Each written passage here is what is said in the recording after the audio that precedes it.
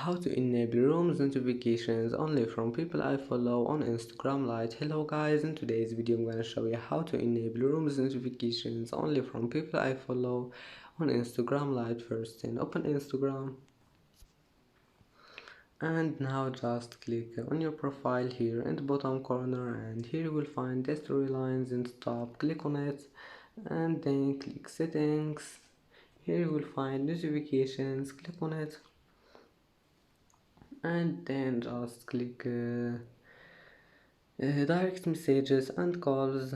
Now scroll down until you find from people I follow here and select it.